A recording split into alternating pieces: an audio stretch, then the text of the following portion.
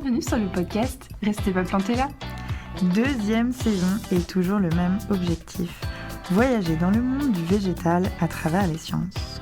Lucia, tu es doctorante interdisciplinaire à l'interface entre la biologie et la géographie et tu t'intéresses aux questions de la perception de la sensibilité des plantes.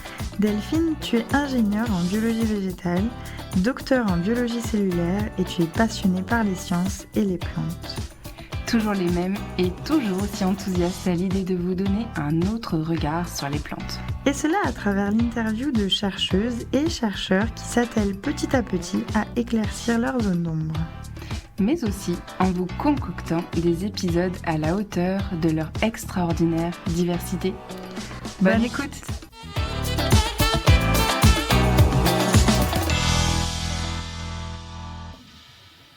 Qu'est-ce qu'on appelle une mangrove ? Quelle est la place des plantes dans cet écosystème ? Comment la mangrove est étudiée et quels sont les rapports qu'entretiennent les populations locales avec ce milieu ? Bonjour Lucia. Bonjour Delphine. Et bonjour à toutes et à tous. Nous allons parler du sujet passionnant qu'est la mangrove. C'est un écosystème vraiment très particulier avec des espèces vivantes propres. Et l'étude de ce milieu pose des questions d'appropriation des populations avec un équilibre entre la mangrove comme ressource et la mangrove protégée. Pour cela, nous recevons Mahoutin Serge Zanvo. Bonjour. Bonjour. C'est un vrai plaisir d'être là avec nous. Donc, tu es postdoctorant au laboratoire interdisciplinaire des énergies de demain d'Université Paris-Cité. Tout à fait. Et tu es spécialiste, donc expert en gestion des zones humides, avec pour domaine de recherche les écosystèmes côtiers, notamment justement les forêts de mangroves qui nous intéressent aujourd'hui. Merci beaucoup d'avoir accepté de nous partager tes recherches. C'est vrai que nous sommes particulièrement intéressés d'en apprendre plus sur cet écosystème vraiment particulier, qui implique à la fois des plantes, notamment par les palétuviers, mais également d'autres êtres vivants, dont les êtres humains, par les usages.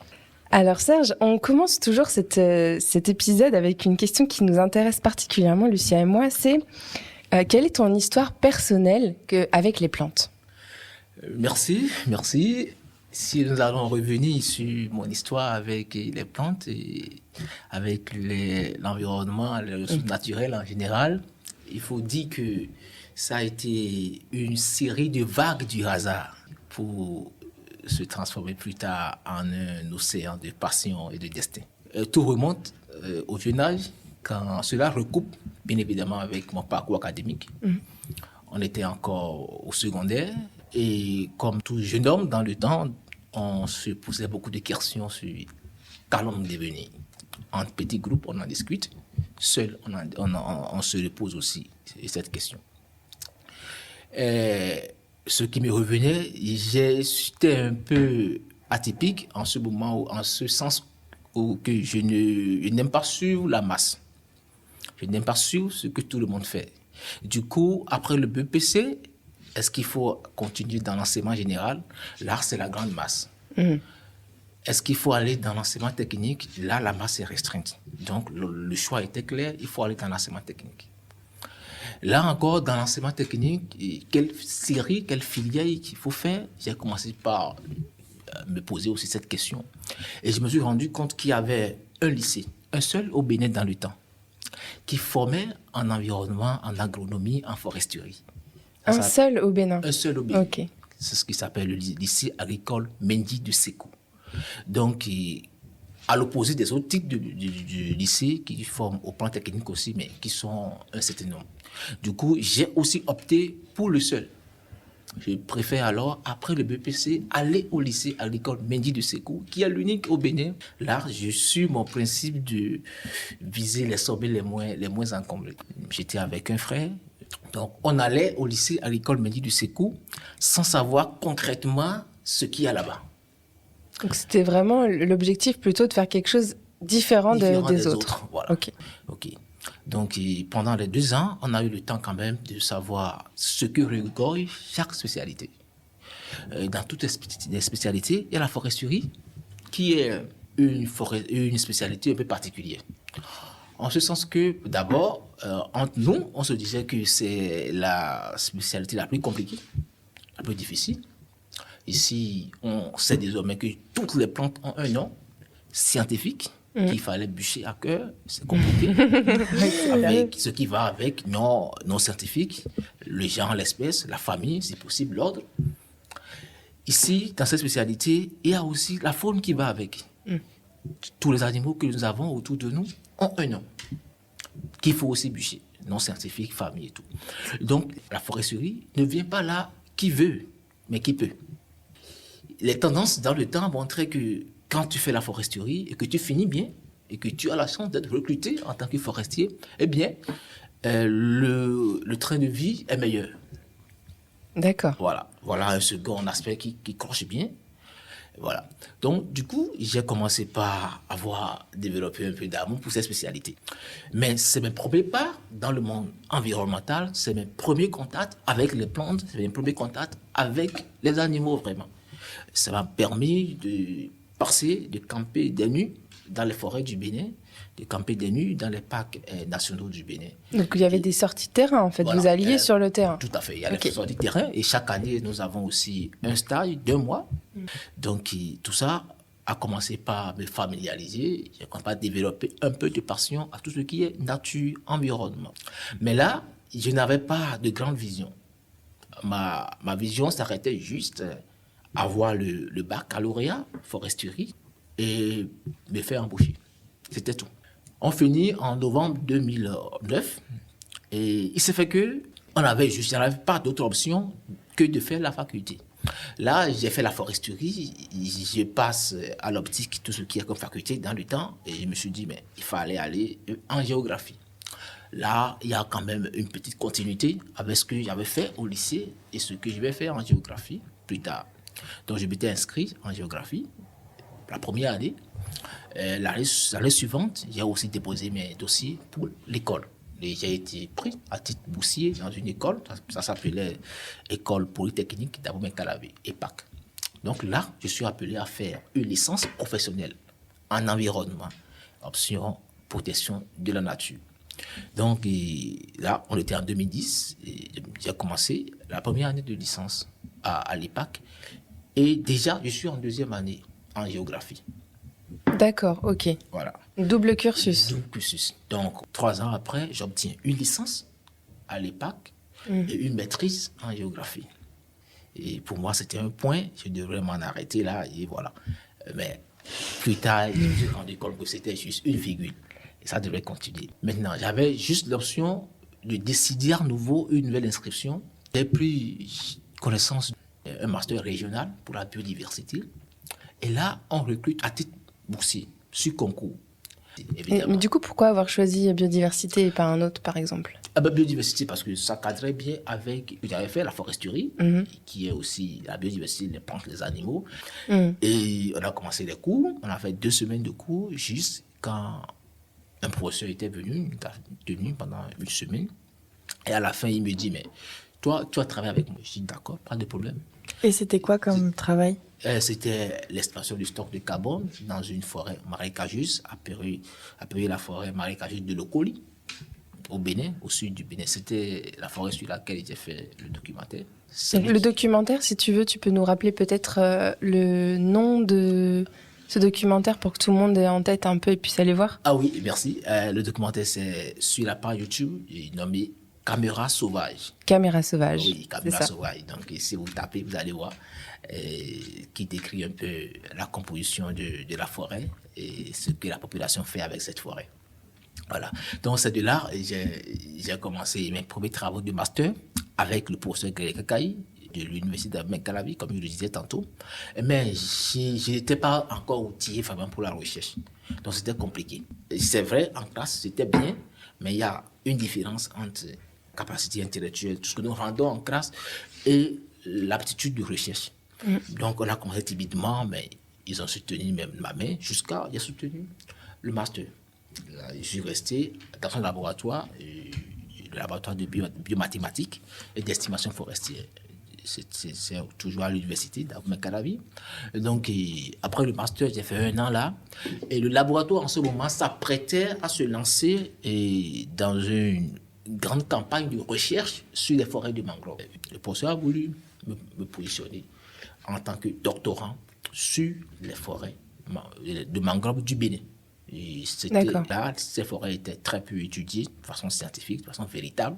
On était les premiers de l'ABEF à s'engager Au Bénin. Au Bénin, sur ce terrain. Et avec tout ce que tu avais fait avant, tu avais les capacités parfaites pour faire... Pour surtout, les terrains surtout, Bien pour sûr. collecter facilement les données. Voilà, donc c'est là, on a commencé. Il m'avait confié à son directeur scientifique, docteur Sadako Vallet, par d'abord une découverte des mangroves, une exploration, une définition des objectifs de recherche. Et quand j'ai mis pied véritablement dans les mangroves, j'ai vu que c'est un écosystème particulier. Et ça rejoint mes principes de départ depuis que j'étais tout petit, où c'est un écosystème moins encombré en termes de recherche et tout. Le premier, j'allais dire, a commencé et travailler sur les forêts de mangrove du Bénin en termes de doctorat. Bien évidemment, il y a aussi une collègue, Dr Corinne Sessin, on avait commencé ensemble aussi. Elle s'était inscrite en Côte d'Ivoire et elle venait faire ses collectes au Bénin. Et j'ai découvert un écosystème très magnifique. Pendant 4 ans, je suis resté avec la mangrove et qui m'a conduit jusque-là. D'accord. Actuellement, est-ce que tu vois la mangrove vraiment comme un écosystème ou est-ce que la place des plantes a une place particulière pour toi dans la mangrove? Dans le sens où quand on parle de l'histoire personnelle avec le monde des plantes, est-ce que il y a pour toi une attirance particulière pour les plantes plus que la faune par exemple dans les mangroves, ou est-ce que vraiment tu vois la mangrove comme quelque chose de global, quoi? En termes d'attirance, du lien personnel avec les plantes, au niveau des mangroves, il faut dire, je ne sais pas si vous avez visité une fois les mangroves.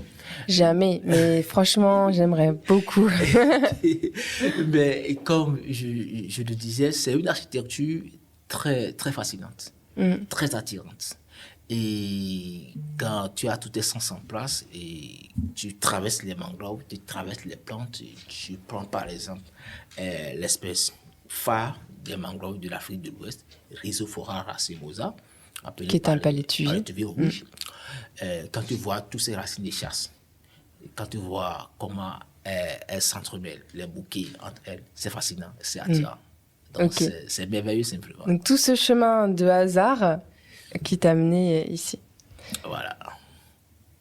Moi, j'aurais bien juste voulu savoir, Serge, est-ce que avant d'avoir appris toutes ces choses autour des forêts, tu avais une relation que tu peux décrire comme particulière avec les plantes, ou tu les voyais pas forcément, ou dans ton quotidien, qu'est-ce que c'était pour toi? Est-ce que le fait de les avoir étudiées a aussi changé ta perception que tu avais d'elles, ou d'étudier cet écosystème en entier a attiré un regard un peu plus aiguisé qui a changé ta perception? Ah oui, au départ, quand on était au jeune âge, les plantes étaient... On voyait les plantes comme des éléments de l'environnement qui sont notre sol. Parce qu'on se disait, les plantes, on peut les couper, on peut les utiliser aux fins que nous voulons, comment et comme nous le voulons.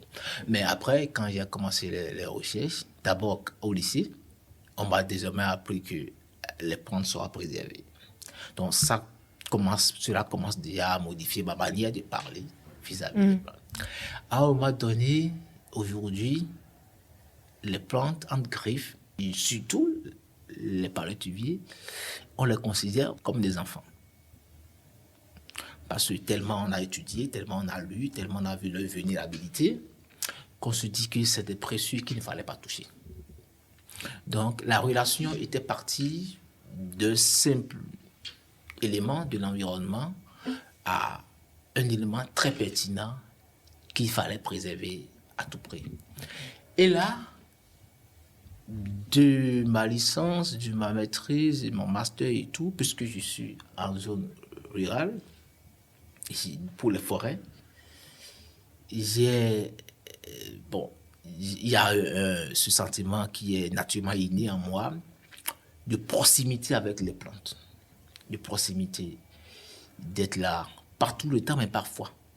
Et depuis que je suis ici en France, en bientôt 8 mois, il y a des moments où j'ai cette crise d'humeur parce que voilà, je me retrouve dans rien que des bâtis. Oui, parce qu'ici, on est à Paris, on rappelle, pour Voilà. enregistrer ça, vu que tu es à Paris. Et c'est vrai que... voilà, c'est vrai quand je quitte parfois Paris, je vois d'autres végétations et tout, c'est bien, mais je ne me retrouve pas. Il n'y a pas de mangrove, hein, On est concrètement. loin de la zone dont tu parles, c'est sûr. Donc, finalement, j'ai fini par développer. Ça finit par devenir une composante avec laquelle je dois vivre tout le temps. C'est beau. Hein. Ouais, c'est joli, je trouve. Alors, puisqu'on parle mangrove, concrètement, pour qu'on parle tous de la même chose et que tout le monde comprenne ce que c'est exactement, est-ce que tu peux nous donner une sorte de définition, de description de ce milieu mangrove finalement? La mangrove, il faut d'abord dire que c'est la forêt. Et quand nous parlons de forêt, c'est un complexe de végétaux, bien sûr ligneux, des arbres. Et avec donc ligneux, ouais, c'est ça, des arbres. Oui. Des arbres. Et avec tout ce qui vient après, la faune qui peut héberger. Mais avec les mangroves, c'est particularité ici, il s'agit des écosystèmes qui ont une carte d'adresse très particulière, une niche écologique très spécifique. C'est des forêts que l'on rencontre quasiment uniquement dans les zones côtières des régions tropicales et subtropicales. Ça, c'est un premier aspect. Ces environnements dans lesquels on retrouve les mangroves, la différence avec les autres types de formations de terre ferme, c'est qu'il y a des paramètres environnementaux spécifiques qui caractérisent ces milieux. Et quand nous parlons de paramètres, le premier qui vient, c'est la salinité. Exactement. Ces forêts se retrouvent dans les zones côtières, donc du fait de leur voisinage avec l'océan, mais la mangrove y résiste dans ce milieu. L'autre, c'est le caractère anaérobique du milieu. C'est des zones très peu oxygénées parce qu'il y a la présence de l'eau. Alors, juste pour revenir sur le salé, après on revient sur le... Je voudrais une précision. Est-ce que donc cette zone humide qui est la mangrove, l'eau salée, est-ce que c'est une eau saumâtre, c'est-à-dire un mélange d'eau des océans, donc très salée, et un mélange d'eau douce? Évidemment, merci pour cette parenthèse, c'est important. C'est un mélange d'eau salée et d'eau douce, donc qui donne des eaux saumâtres à salinité moyenne. C'est ça. Et non salinité élevée comme les eaux des océans. D'accord. Voilà. Okay. Donc, en dehors de la salinité moyenne qui prévaut dans ces zones, il y a la prise anaérobique, des zones peu oxygénées. Ces conditions réunies font que très peu d'espèces y vivent. Il s'établit donc, du coup, des forêts spécifiques. Il s'agit donc des forêts qui se développent dans les zones saumâtres et dont les espèces qui sont désignées sous un générique commun par l'étuvier vivent de façon permanente dans l'eau ou légèrement en retrait de l'eau. Il faut noter que les conditions hostiles, entre griffes, de ces zones font que les autres espèces n'arrivent vraiment pas à s'établir. Et ce n'est que les palétuviers, les vraies espèces de mangroves qui arrivent à bien s'établir, à se développer. Maintenant, la diversité, on en a jusqu'à 70 environ d'espèces de mangroves, mais il y a encore une variation de cette diversité selon les zones géographiques. Je viens de dire 70, mais je viens de dire au Bénin, on a environ 4 espèces de mangroves. Donc, alors, ce que tu appelles mangrove, c'est palétuvier? Oui, les palétuviers. Parce que c'est vrai qu'en mangrove, en fait, pour moi, c'est l'écosystème. Ah bon, mais en anglais, je crois que palétuvier se dit mangrove. Non? L'arbre palétuvier. Même en français, parfois. On dit aussi mangrove. D'accord. Mais alors, il y a... de point de vue FIS, c'est le complexe qui constitue l'écosystème de mangrove. C'est ça. Donc, il y a l'écosystème mangrove. Au point où même on dit mangrove noir, mangrove blanc, pour désigner les espèces de mangrove. Mangrove rouge. Donc, les espèces de palétuviers. Voilà. Qui, en fait, voilà. C'est ça. Du coup, c'est pas dans les facile. mangroves, tu as forcément des palétuviers, de ce que je comprends. Donc, c'est pour ça qu'une mangrove, c'est une forêt de palétuviers, en quelque sorte. Voilà. C'est ça? Voilà. Ok.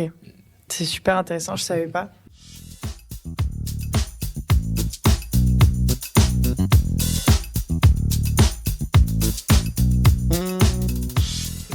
Et alors, tout à l'heure, tu parlais d'anaérobie. Ah oui.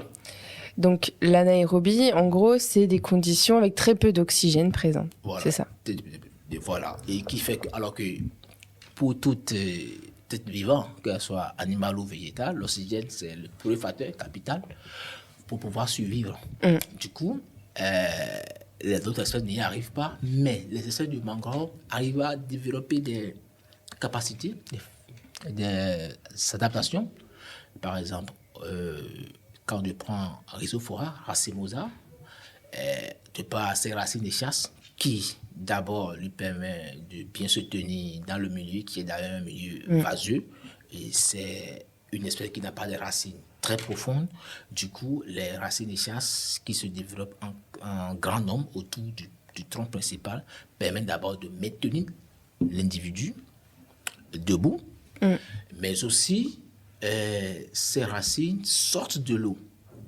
Quoi qu'il advienne, ces racines ont une partie aérienne qui ne sont pas submergées. Du coup, à partir de ces racines, il y a des dispositions physiologiques, des lenticelles, par lesquelles il respire, l'individu. Donc, ces dispositions, eux, les permettent quand même de s'adapter, bien que le milieu soit anaérobique. Quand je prends le cas du Avicennia germinis, qui est aussi la seconde principale espèce de mangrove du Bénin, cette espèce n'a pas de racines de chasse, mais ça a des pneumatophores, qui sont aussi des racines et qui font tout possible pour sortir la tête de l'eau.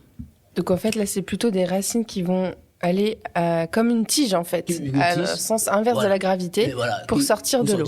Qui pousse en grande densité, de façon spontanée. Et quand vous voyez, quand le niveau de l'eau augmente, quelques semaines après, vous allez voir que la taille des pneumatophores aussi a augmenté. Parce que le principe est que ça ne doit jamais être complètement submergé. Donc, à partir de ces pneumatophores aussi, les Avicennia arrivent à capter de l'oxygène et à survivre. Une disposition, une adaptation que d'autres types d'espèces végétales n'ont pas, ce qui fait qu'ils ne peuvent pas pousser ni s'établir dans ces milieux. Alors moi, j'ai pas trop notion de à quel point l'oxygène se dilue dans l'eau.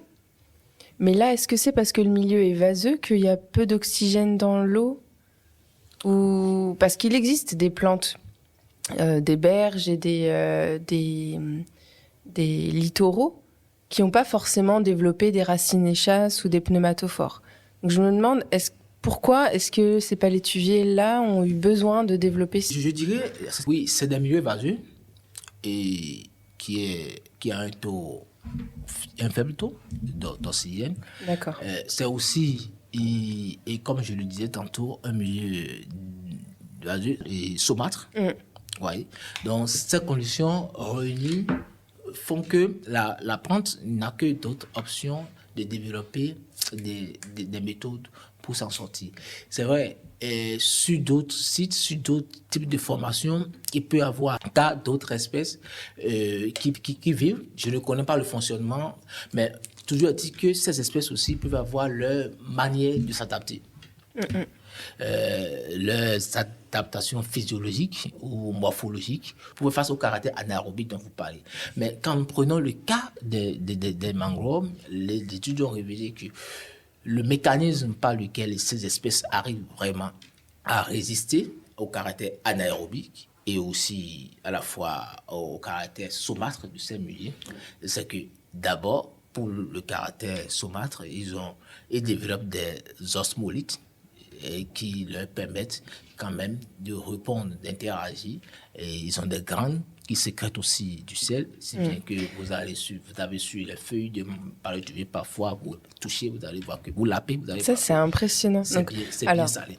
Les osmolites, juste pour dire, ce sont des composés, des molécules qui sont sécrétées à l'intérieur des cellules, c'est ça, pour compenser le taux de salinité qu'il peut y avoir dans la cellule. Et donc, ça évite finalement au sel d'être toxique.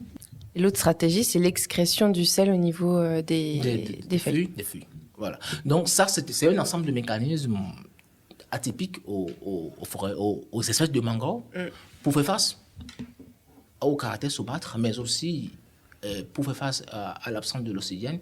Ils développent les racines échasses pour les races, pour les paradis rouges, les pneumatophores pour Abyssinia germinis, pour pouvoir quand même capter de l'oxygène, de l'air et vivre tranquillement, contrairement aux autres types d'espèces. Voilà. Moi, je trouve ça passionnant. Enfin, j'adore toutes ces stratégies qui ont été mises en place. Je trouve ça génial. Enfin, ça m'a toujours intéressée. Comment on étudie une mangrove? Étudier la mangrove.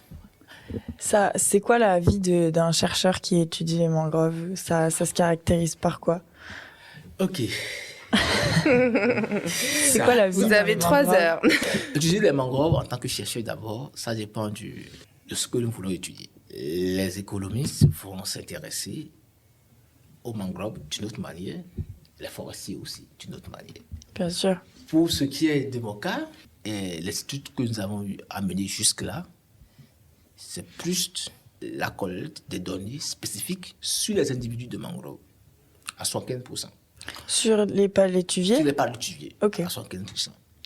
Et 25% des enquêtes aussi, pour voir l'interaction entre les mangroves et la population.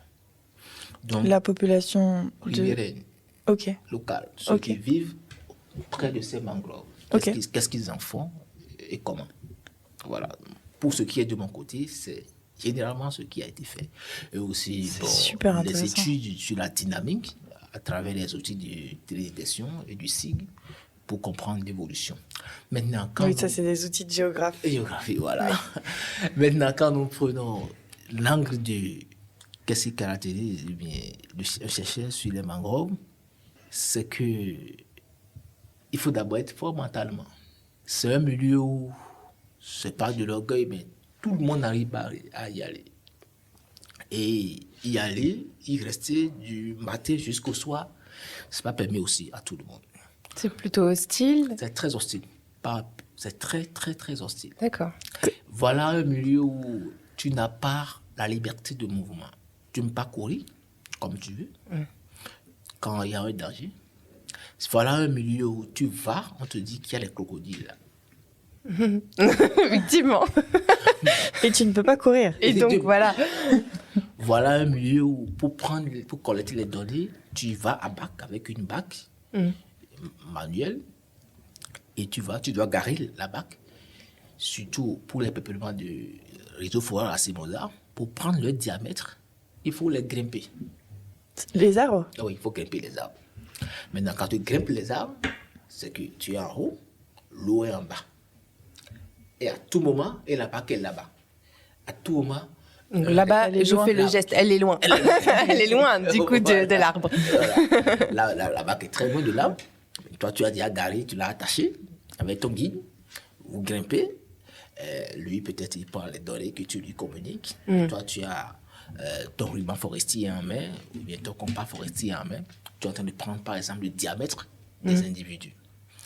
Et tous tes pas sont contrôlés. Et c'est à ce moment que, homme que tu sois, il n'y a pas quelqu'un qui soit quand même aussi résistant devant surtout devant les reptiles, qui peut rapidement courir vers toi. Donc, c'est compliqué. Et qu'est-ce qu'on fait dans ces cas-là? Eh bien, c'est ça, je dis, il faut avoir un mental fort et surtout être serein. Très serein. Très serein. Je ne suis pas courageux. Je ne peux pas dire que c'est parce que je suis courageux que je l'ai fait. Mais s'il y a une qualité que j'ai développée le long de cette recherche, c'est la sérénité. C'est la sérénité. Même sans la sérénité, tu peux renverser rapidement de la bac. Il y a des bacs qui sont très déséquilibrés, mais qui ne se renversent pas.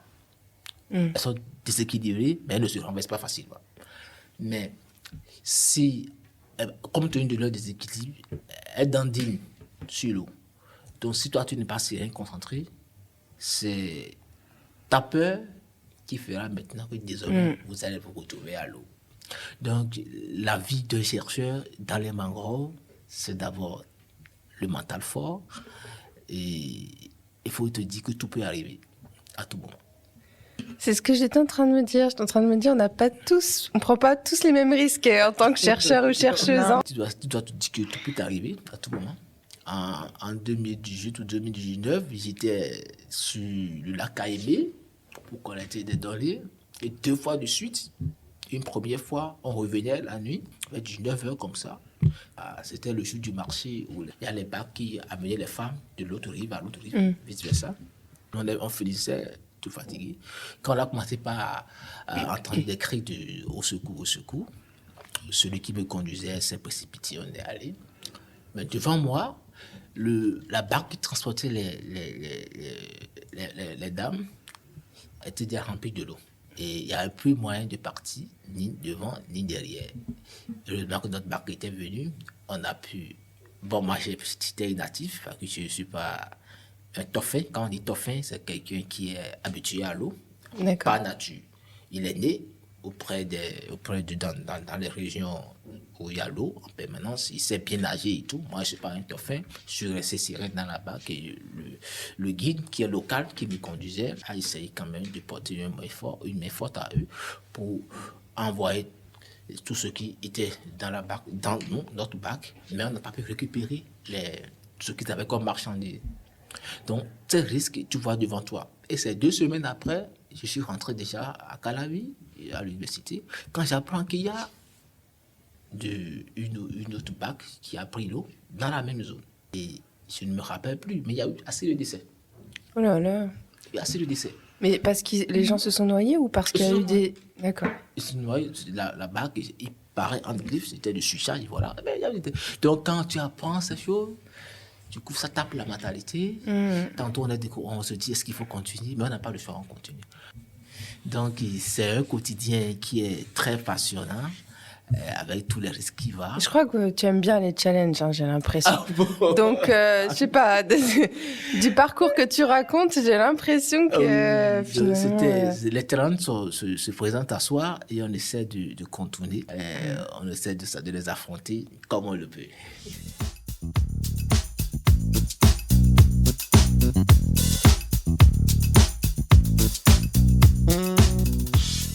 Et même, tu disais qu'il y avait des crocodiles dans les mangroves. Ici, c'est la lagune, donc c'est surtout les crocodiles, mais à des zones dont il y a l'hippopotame. Ah ouais, L'hippopotame ça aussi, oui. qui est très dangereux, qui renverse facilement les bacs. Donc, c'était un peu le milieu, mais bon, on fait face. On a les objectifs, ce qu'on veut collecter, on y va. Durant la thèse, on avait installé environ 600 placeaux. Ça nous a pris pratiquement 6 à 8 mois sur l'eau. Et on y va pour collecter. Et, tu vois, ben c'est passionnant. C'est passionnant. C'est un milieu, au moins quand tu vas, la population locale est très accueillante. Tu manges du poisson, bien. Il y a aussi une sorte de pastèque. Un fruit local, pastèque. Je vois ça ici aussi dans les supermarchés en France. Les pastèques, oui. Voilà. Oui. Et qu'ils produisent en quantité là-bas. Okay. Donc, ils vous offrent, vous mangez très bien. Il y a aussi du bon vent. Le vent marin qui souffre et ça fait beau et tout. Sinon, ça va. Il y a une compensation de l'eau qu'on dépense. Oui, heureusement. Et justement, comment les populations locales, parce que tu en parlais tout à l'heure, elles interagissent avec cet écosystème de mangroves. Oui. Les mangroves, pour la population, c'est toute une richesse très précieuse. Et d'abord, ils prennent ça comme une ressource propre à elles, mais à eux, en griffe. Et ils en tirent assez de bien. Les mangroves, nous allons revenir peut-être après sur l'importance de ces forêts. Mais voilà un écosystème qui maintient un équilibre écologique dans les lagunes. Si bien que la population de poissons, je le dis pas que c'est constant et tout, mais il y a toujours des poissons à pêcher. Parce que les racines des chasses constituent des zones de frayère où les espèces de poissons vont se reproduire. Et quand les jeunes sont dans les racines des chasses, elles sont plus ou moins intouchables, épargnées de toute prédation. Et c'est quand ils se développent, ils grandissent, qu'ils migrent vers le plan d'eau, vers la lagune. Donc je dirais, les adultes qui sont dans le plan d'eau sont pêchés quotidiennement, plus ou moins, par la population. Et au fur et à mesure qu'eux, ils partent, il y a les jeunes qui sont à l'étape mature, qui migrent aussi vers le plan d'eau. Donc la présence des mangroves fait qu'il y a quand même l'activité de pêche qui est florissante à tout moment. Contrairement aux autres plans d'eau, autres rivières, autres fleuves, où il n'y a pas ces écosystèmes, la population peut tout pêcher en un laps de temps et commencer par souffrir, voilà, d'activités de pêche les années à venir, les jours à venir. Donc ici, la pêche est la principale activité économique qui prend en compte jeunes, adultes, qui prend hommes et femmes. Même les enfants, pendant leurs heures libres, pendant les vacances, ils vont pour capturer des crabes, pour ramasser d'autres organismes et en faire de petites économies, subvenir à leurs petits besoins. Et ici... Bien que ce soit dangereux. Mais non, pour eux, c'est pas aussi dangereux. Parce qu'ils sont habitués. Ouais. Ils sont très habitués à leur milieu et ils sont très à l'aise. Ils sont très à l'aise à y aller. C'est vrai que ça ne manque pas d'entendre parler des incidents. Des morts par noyade, c'est rare, mais ça arrive. Au niveau de la population locale aussi, bien qu'ils soient bien habitués à leur milieu. Donc, c'est un milieu qui est économiquement très au top pour la population locale. Et quand je prends le cas de la pêche, par exemple, vous savez que la répartition des ressources de façon naturelle, il y a des ressources qui épargnent certaines zones. Au Bénin, par exemple, toutes les régions, tous les départements n'ont pas de plan d'eau. Mais tout le monde doit manger du poisson. Encore que tout le monde doit manger du poisson, de crevettes, de crabes et autres. Alors que les poissons qui sont perchés dans les mangroves, en griffe, sont plus prisés par la population.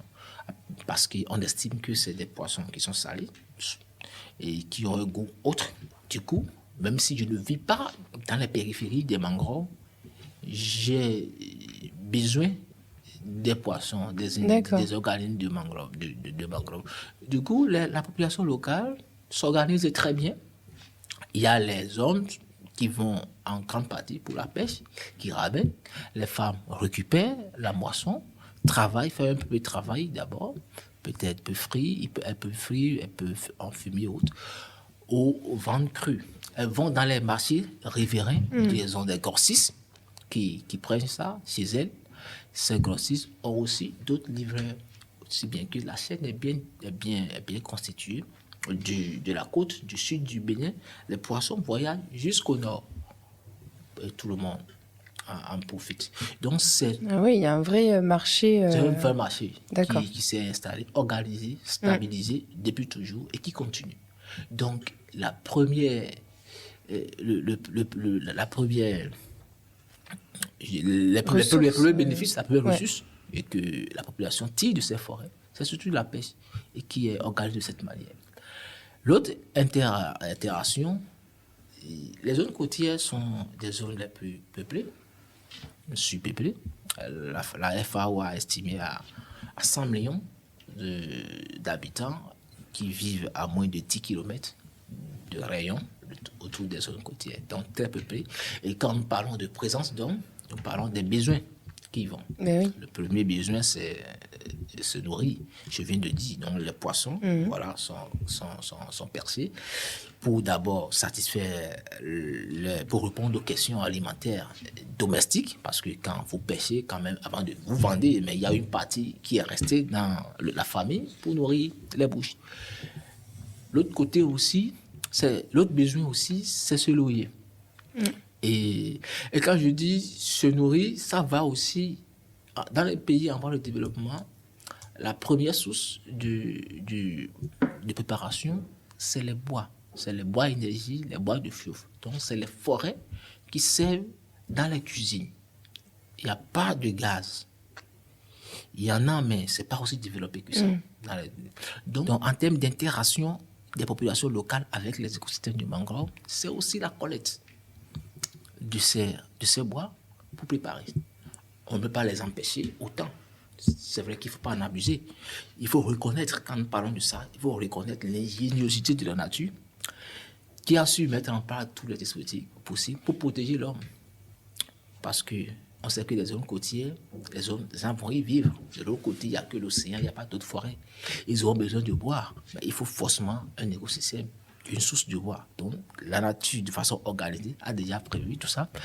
Toujours est-il qu'en retour, l'homme de nature moins organisée n'arrive pas à protéger la nature. Parce que nous tendons vers une surexploitation et qui, au finish, les ressources nous lâchent. Donc, il faut dire que la population tire aussi du bois de ces forêts pour préparer et aussi du bois pour construire leur maison. Les espèces de mangroves ont des bois extrêmement durs qui résistent surtout à tout ce qui est insectes et bien petits organismes qui peuvent participer à leur... Voilà. Donc c'est tellement dur. Donc la population, en dehors de ce qui tire comme profit économique, ils tirent aussi des mangroves, de bois pour préparer à la cuisine, mais aussi pour construire leur maison. Et là, il faut dire qu'en Afrique de l'Ouest, il y a une activité particulière qui se développe au niveau des mangroves, c'est la production du sel. La production du sel. De façon locale, il s'appelait du sel bio. Et là, c'est toute une technique qui se développe, qui se transmet de génération en génération. Ils arrivent à identifier les gîtes de sel, ils raclent la couche superficielle du sol, qui mettent dans un dispositif, ils mouillent ça, ils recueillent une solution qui appelle la saumure. Et quand la saumure maintenant est portée à ébullition, est portée au feu jusqu'à cristallisation totale. Et là, ça nécessite, vous imaginez, la saumure c'est de l'eau concentrée en sel et on chauffe jusqu'à faire partir toute l'eau par évaporation. Donc beaucoup d'énergie, beaucoup de bois, beaucoup de bois pour produire ce sel. Voilà. Donc voilà que sur les côtes, il n'y a pas d'autre source d'énergie. Donc la population aussi ne réfléchit pas loin. Pour eux, c'est naturel, c'est Dieu qui nous a donné cadeau. On a la possibilité de faire le produit du sel. Dieu nous a donné aussi des bois très durs de mangrove à côté. Pourquoi ne pas les couper? Donc, elles en coupent comme ils veulent pour produire du sel. Et cela est rentré dans leur culture au point où quand vous leur apportez une autre technologie, elles rejettent ça. Par la suite, il y a plusieurs projets qui ont tenté d'amener une manière autre de produire le sel que de le faire par l'ébullition avec des bois de mangrove, mais ça n'a pas marché. Jusque-là, ça n'a pas marché. C'est vrai qu'il y a une autre qui est actuellement en cours. On espère vivement que ça va prendre. Mais il y a toute une question socio-culturelle qui entoure la problématique. Où, voilà, sur d'autres points, dans d'autres pays, comme la Guinée, les gens, ils ont adopté, la Côte d'Ivoire en partie a adopté, mais chez nous au Bénin, non. Jusque-là, ça reste d'ailleurs la grande problématique de conservation des mangroves. Sur les papiers, aux réunions, bon, elles reconnaissent que non, mais non, elles obéissent désormais, elles respectent désormais la loi, elles ne coupent plus. Mais ça, ils le disent aux autorités, aux législateurs, aux forestiers qui sont appelés à préserver. Mais nous qui sommes avec eux, même le chef village, qui est le représentant du gouvernement de l'État central qui doit veiller à l'application des lois, à la sensibilisation, derrière sa chambre, il te dit qu'il n'y a pas de... que lui, il met en œuvre les applications. Que sa population ne coupe pas les mangroves et tout. Mais derrière sa case, il y a des tas de mangroves coupés. Parce que sa femme doit fumer du poisson, parce que sa femme doit faire stock de bois pour aller sur son site de production du sel. Donc, voilà. Mais ils ont besoin de ce bois au final. Donc, comment trouver l'équilibre entre ce qu'ils ont besoin et la préservation des C'est là mangroves. la question qui est sur la table. Au départ, l'État est dans une démarche, pas au départ, juste là, dans une démarche de préservation des mangroves. Parce qu'on estime que les mangroves sont très particulières comparées aux autres types de formations. On parle des autres forêts d'Armes, forêts Saint-Péverin, Savane et autres, forêts marécageuses. Dans un pays, quand on prend le nord, on peut avoir plusieurs forêts denses. on a plusieurs savanes, on a plusieurs forêts marécageuses. Donc, quand l'eau disparaît, le temps de la restaurer, on espère qu'il y en a d'autres ailleurs. Mais au niveau des mangroves, c'est juste une bande. Et on sait que quand ça disparaît, c'est compliqué. Oui. Et ces forêts jouent assez de rôle. Donc, l'État dit, mais il n'y a pas question de prendre à la légère cette histoire de perte des mangroves. Donc, la législation, la législation actuelle au Bénin interdit toute coupe de mangrove. Ça n'autorise pas. Mais là, c'est un couteau à double tranchant. Il y a la brigade côtière en griffe qui est censée surveiller, attraper les gens et tout. Mais ça ne résout pas le problème. Avant que la répression telle qu'elle est prise va marcher, alors il va falloir avoir un gendarme pour chaque individu de mangrove. Ce qui n'est pas le cas. Vous êtes là en journée, la nuit, eux, ils sont bien avec sûr. les mangroves. La population avec la mangrove. Elles coupent, elles font tout ce qu'ils veulent. Maintenant, la théorie, le principe auquel on est en train de penser actuellement, c'est de développer une certaine intercommunalité entre les communes de la zone côtière. Parce que sur les zones côtières, il y a un problème de domaine, de superficie qu'on peut reboiser, qui se pose. Il n'y a pas assez de superficie. Mais dans les communes adjacentes, on en a. Donc, la théorie, le principe, le modèle qui irait mieux désormais, auquel on est en train de penser au niveau de notre laboratoire, c'est de voir comment dans les autres communes périphériques, trouver des domaines vraiment importants, mettre en place des espèces à croissance rapide, comme Acacia auriculae qui est une espèce de bois à énergie qui a une croissance très rapide, mettre en place ces espèces dans ces communes. C'est une espèce qui pousse déjà au Bénin? Oui, ça pousse au Bénin. C'est une espèce qui adapte. Elle est dans la politique de reboisement au Bénin, sur plusieurs sites.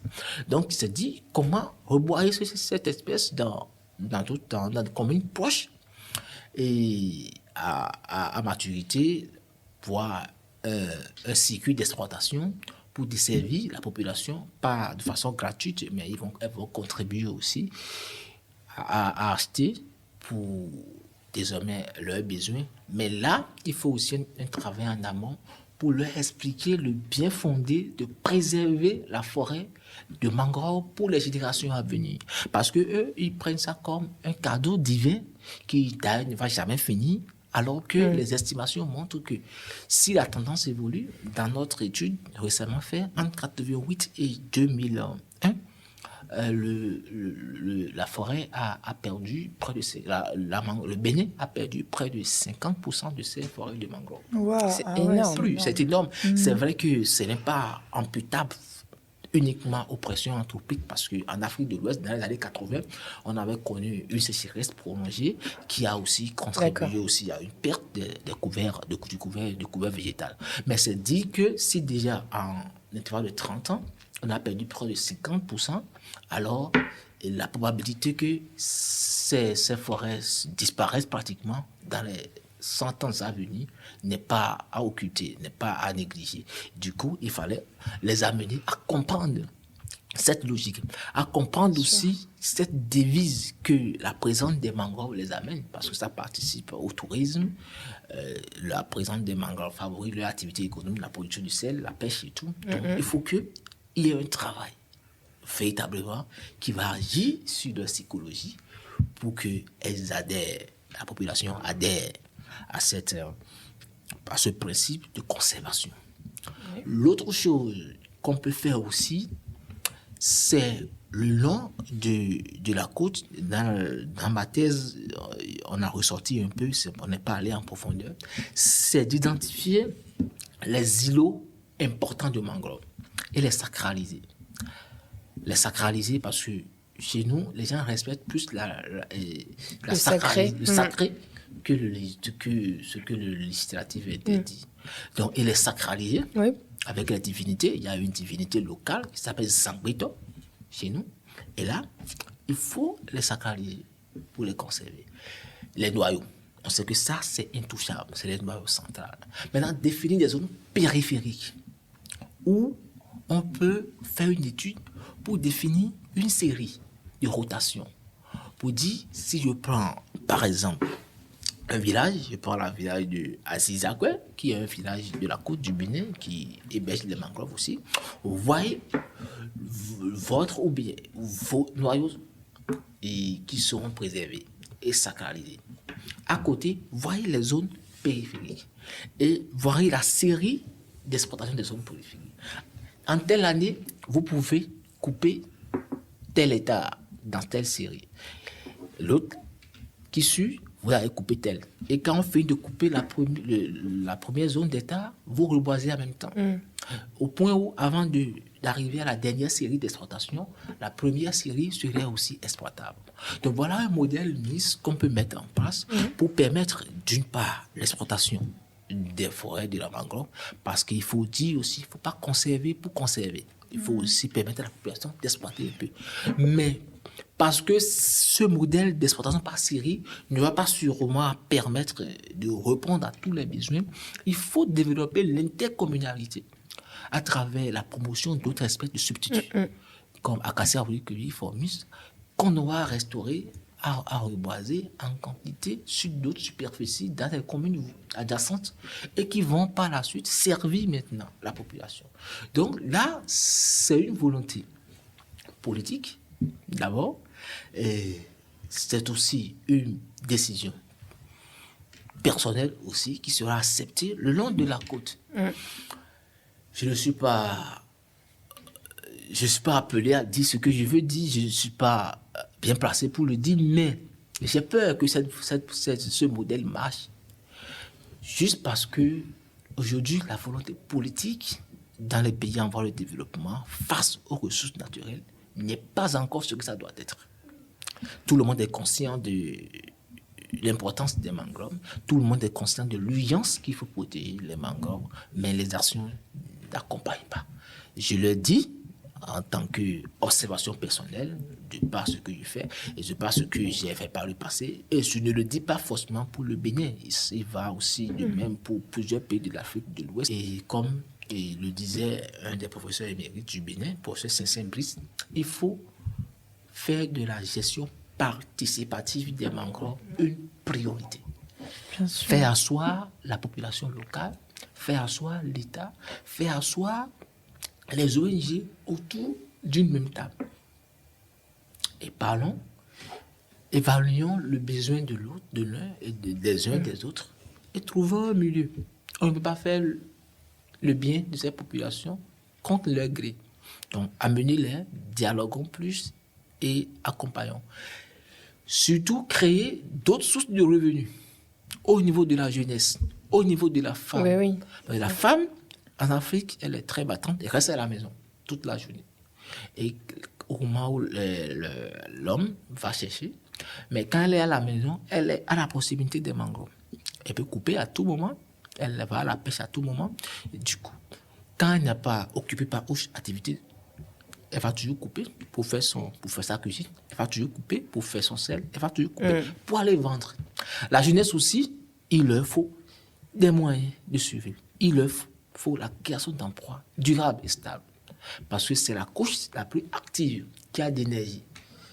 Là où un vieux prend une journée pour peut-être abattre 2 individus d'arbres, un jeune peut en abattre 10. Ouais, et subvenir à ses besoins. Donc, c'est des couches qu'il faut canaliser et qu'il faut récupérer et détourner leur regard vers d'autres sources. Bien sûr. En résumé, comme je le disais, il y a bien évidemment des modèles qui peuvent permettre la gestion durable de ces écosystèmes à travers la conservation, à travers la promotion des espèces de substituts. Mais dans tout ça, il faut que le moyen et l'État, comme élément fêtier, prennent les responsabilités et accompagnent. Pas pour le moment. Quand un projet vient, on accompagne pendant 5 ans, puis ça finit, ça passe. Non. Il faudrait que ça soit durable dans le temps, dans une continuité d'un gouvernement à l'autre. Parce que les écosystèmes de mangroves, ils sont très utiles, mais très fragiles. Ouais. Donc, c'est ce qu'on peut dire. C'est fou, on ne se rend pas compte à quel point, finalement, cette question de la mangrove, elle pose des tas de... Enfin, c'est un sujet qui est très vaste, finalement. Tout à fait. On en vient à des à des leviers politiques aussi. C'est souvent lié d'ailleurs à la géographie un petit peu, j'ai l'impression.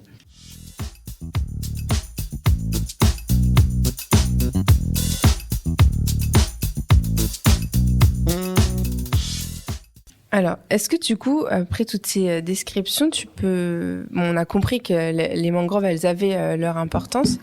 À quel point, en termes écologiques, et je sais que quand tu fais tes relevés, justement, tu t'intéresses aussi à la captation, en fait, du carbone par les mangroves. Quel est l'intérêt plus global de ces mangroves-là? Ok. Il faut aussi parler d'abord de l'importance des forêts, des mangroves. Les mangroves, ce sont des écosystèmes, comme nous venons de définir, qui jouent assez de rôles pour tous les piliers du développement durable. Économiquement, nous venons d'en parler, mais du point de vue environnemental aussi. C'est des forêts qui jouent de très grands rôles. Voilà, c'est des gardiens de la côte, c'est des barrières, c'est des écrans verts qui luttent contre tout ce qui est vent violent, qui quitte l'océan vers les continents. Mais au-delà, c'est des forêts qui jouent un très grand rôle, qui pèsent très fort dans la balance de lutte contre les changements climatiques à travers le pouvoir du stock de carbone. Il est démontré que les mangroves stockent 3, 4, voire 5 fois plus de carbone que les autres forêts de terre ferme. Pour une même surface, c'est ça? Pour les mêmes surfaces, okay. À l'état. Des études ont révélé que les mangroves peuvent stocker jusqu'à 1000 tonnes à l'état. C'est important. Alors que nous savons tous que le carbone, le dioxyde de carbone, c'est ce gaz qui est très émis et qui participe en grande partie à tout ce que nous avons comme dérèglement au niveau de la température de nos jours et qui participe aussi au changement climatique. Donc ça, c'est un rôle très capital, en dehors des autres rôles comme étant refuge et autres, pour la faune et autres. Nos études portées sur les forêts du mangrove, c'était important parce que il fallait, vu leur importance, il fallait quand même un monitoring, un suivi pour évaluer le pouvoir du stock de carbone de chaque écosystème, y compris les mangroves aussi.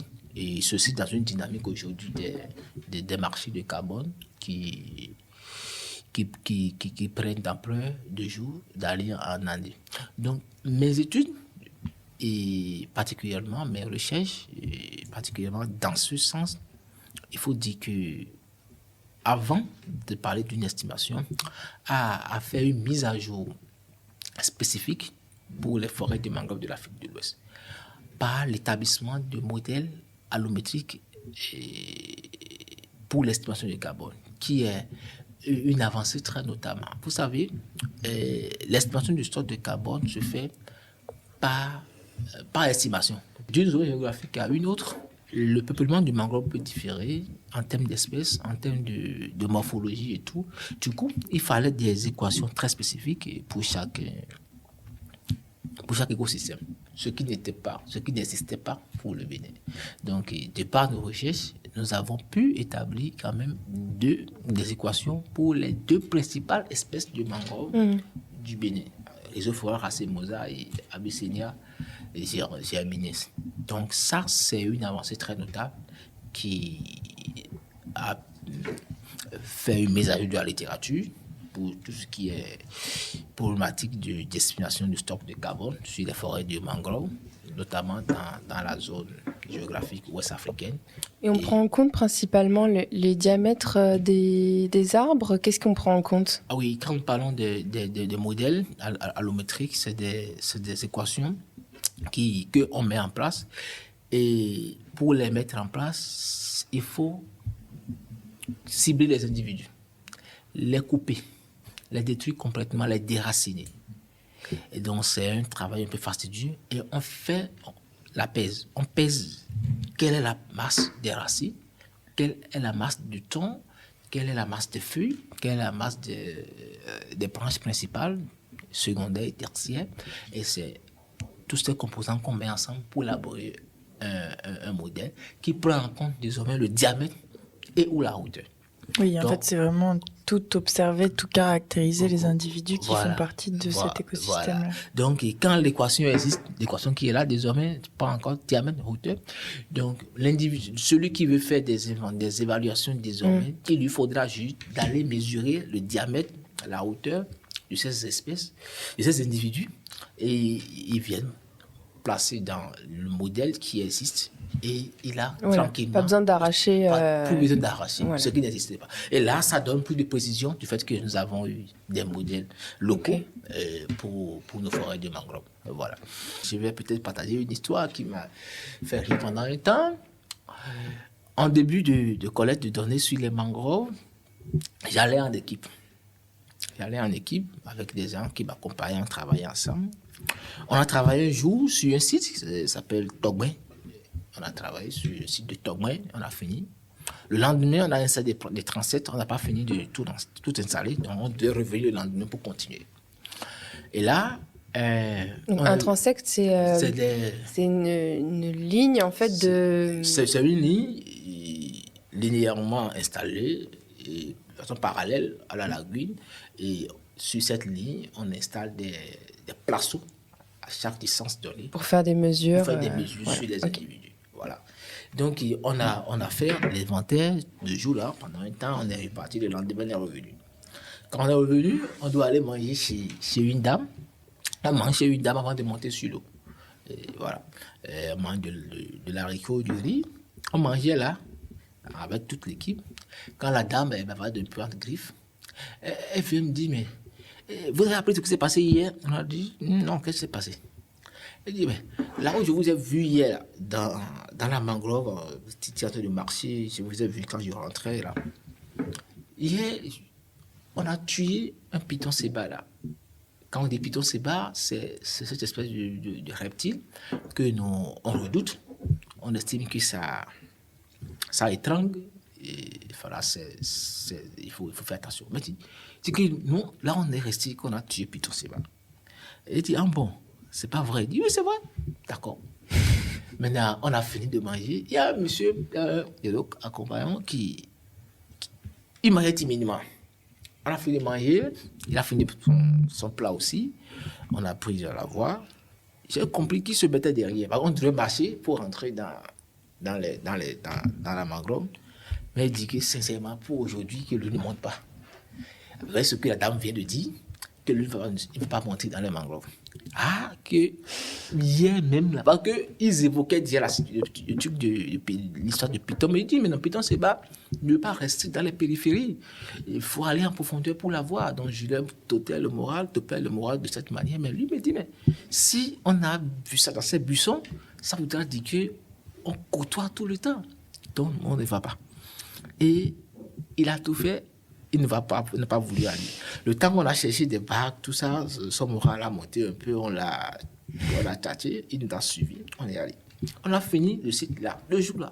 Maintenant, le lendemain, on devait aller à un site suivant, qui s'appelle Adonko, un peu devant. Quand on est allé à Adonko maintenant, et on a fini le travail le jour là aussi, on revenait. Mais le conducteur de bac, il conduit très souvent près des mangroves, parce que les mangroves bordent la lagune. Donc, on conduit proche des mangroves, parce que là, on estime que l'eau n'est pas assez profonde, ça peut aller. Et on allait tous dans la même bague. J'ai dit au conducteur, mais Armand, ce qu'on va faire, si je te dis tout ce que je te dis maintenant, il faut faire. Fais tout ce que je te dis, d'accord, grand frère. Donc, j'ai dit, va à gauche. Maintenant, à gauche, c'est qu'on va sur le lit majeur de l'eau. Là, l'eau est très profonde là-bas. Mais dit là-bas, l'eau est profonde. Oui, va d'abord, fais tout ce que tu veux. Il a évolué pendant 10 minutes comme ça sur l'eau. J'ai dit maintenant, reprends ta trajectoire. Il a repris, il est allé un peu, environ 15 minutes. Il dit, va maintenant vers les mangroves. Donc on a fait au moins 3 perpendiculaires. On est revenu sur le truc. Il a dit, mais maintenant, attends. Regardez derrière vous. Et il regardait, il ne voyait rien. Il dit, regardez bien, je l'ai indiqué. C'est à ce moment qu'il y avait un long reptile qu'il avait vu de l'avant, qui s'était accroché à une branche et sa tête était pendante comme ça. Lui se reposait. Mais quand tu vois, tu estimes que c'est comme s'il nous guettait. Donc, quand moi j'ai aperçu ça de moi, je dis, ah, si je dis ça, il y aura de panique. Je n'ai rien dit, mais dévie. On a dévié et on a contourné le reptile. Quand on a après, ça va contourner que je leur dis maintenant, bon, il faut regarder ce qu'il y a là-bas. Et quand ils ont vu, Ama a crié, il dit, ah, ce reptile-là, il a la capacité de s'envoler. Il connaît très bien que c'est un reptile qui s'envole. Donc, alors qu'on est dans l'eau, avant qu'il ne prononce le mot s'envoler, mon ami d'hier, non, il a déjà quitté la barque. D'accord. Il s'est jeté dans l'eau et il n'a continué pas à aller bata. Il dit, mais entre la barque et aller à pied dans l'eau, lequel est plus rapide? Ici, il doit s'envoler, ça dit que c'est toi, il doit attraper. Et non, nous, on serait déjà parti. Donc, c'était des petites histoires qui se passaient très fréquemment le long de nos collectes. Et bien voilà, ça se passe. On essaie de faire avec. Donc, merci, ouais, c'est un sacré voyage. On a voyagé grâce à toi au Bénin dans les mangroves, franchement. On arrive au terme de cet épisode où on a pu donc apercevoir, grâce à cette interview, que les mangroves sont de précieux écosystèmes qui ont de nombreux bénéfices, qu'ils soient socio-économiques, environnementaux ou encore culturels pour l'humanité. Merci Serge Janvaux d'avoir été avec nous aujourd'hui et de nous avoir partagé une partie de tes recherches passionnantes. C'est moi. C'est un plaisir aussi d'être là avec vous. Merci bien. On espère que vous avez passé un bon moment. On vous donne rendez-vous pour le prochain épisode. En attendant, restez pas plantés là.